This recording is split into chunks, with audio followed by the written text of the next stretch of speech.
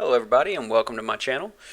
Today's video is going to be on configuring, verifying, and troubleshooting VLANs in the normal and extended range and configuring access ports. And the reason I'm doing this is because I am currently studying for the CCNA, and this right here is the first exam topic for the CCNA. There's actually another part for configuring default VLANs, but I'm not going to be doing that in this video. We're just going to be concentrating on configuring, verifying, troubleshooting VLANs in the normal and extended range. The program that I'm using today is Packet Tracer, and if you're not familiar with Packet Tracer, it is a must-have for anyone who is studying for the CCNA or the CCNA. And obviously, if you can get your hands on a real switch, then that's a lot better. However, if you can't, then this right here is a free download from Net Academy. Alright, I have a list of commands that we're going to be using here today. And right here is a 2960 switch. Alright, so I'm going to go ahead and click onto the switch. I'm going to go to CLI for command line interface. And I'm going to move this over so you can see the commands. I'm going to go into enable mode. So type in enable, hit enter, and then config T, where you can just type in CONF-T or space T, hit enter. And what this does is it takes you into configure terminal, which is where you make changes to the configuration for the switch. And you can see that you're in that mode by the config in parentheses here. Alright, so now we need to create our normal VLANs. Normal VLANs are VLANs 1 through 1005.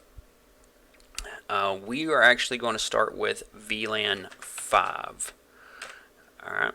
And the reason we do that is because Cisco switches right out of the box, they have a VLAN 1 already programmed into it, and that is the default VLAN. So we are going to just start off with, I like to do things in multiples of 5, so I'm creating VLAN 5. We'll hit enter, and then we need to name the VLAN. We're going to name it data. Hit enter, and then we're going to create VLAN 10, because as I said, I like to do things in multiples of 10, and then we're going to name it voice. Alright, so now that we've created these VLANs, we need to configure them onto an interface. So I'm going to type in interface FA0/1, and then I'm going to we have to turn this into an access port, so switch port mode access would be the command that you're looking for. Hit enter. Alright, so now we can assign those VLANs to this switch port, or to this interface. We're going to do switch port access VLAN 5. Okay.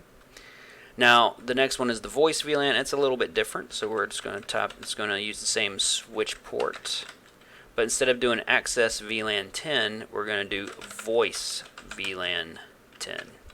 Hit enter. Alright, so now that we've configured the VLANs onto this on this interface, we need to verify that we correctly created them and configured them on the switch. So we're going to type in end. This takes us back out to enable mode, and then I'm going to type in show VLAN. Alright, and as you can see here, we have VLAN 5. It is named data. It's active and it's on FA0/1, and I have VLAN 10, which is voice, and it's active on FA0/1. Alright, so now we're going to configure an extended range VLAN. Alright, so now this one is going to have an additional command in here. Cisco switches will not allow you, you can only, when you get it out of the box, you can only configure normal range VLANs on it. To put an extended range VLAN on, you basically have to put in this command, and it is, so we're going to go to config T, and then VTP mode transparent, and that's basically disabling VTP mode. Alright, and you can see setting device to VTP transparent mode. Alright, so now we can create our VLAN. So we're going to do VLAN, and now the range is 1006 to 4094. So let's say we're going to do 2,555. All right, I'm going to hit enter, and then we're going to name it extended. Hit enter again. So now we need to verify that we have done this correctly. So I'm going to type in end, and then I'm going to type in show run, or not show run. We're going to type in show VLAN.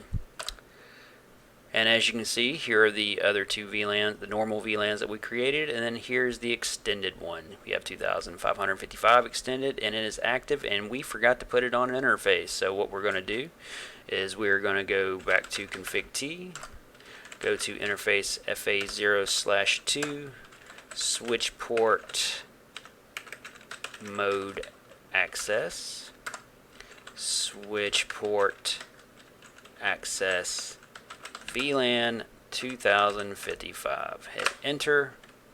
Now we can end out of here. Show VLAN. And voila, there it is. 2055 extended. It's active, and it's on FA0/2. And in the process, we just did some troubleshooting on the VLANs, and you can do that by we did the show VLAN command, and we saw that the VLAN was there. However, it was not assigned to an interface. So by seeing that it wasn't listed as active or on FA0/ or on an interface, and in this case 0/2, that told me that I'd forgotten to configure it onto the interface there. So I had gone back, went back to config T, went to the interface, placed that VLAN on that interface, and then I did my show run command again to verify that it had successfully been added to that interface. And that is how you troubleshoot VLANs, or that is how you configure, verify, and troubleshoot VLANs on a Cisco switch. Alright, well, thank you very much for watching my video, and if you liked the video, please go ahead and subscribe, and that way you can see any other videos that I put out. So thank you very much, and you have a great day.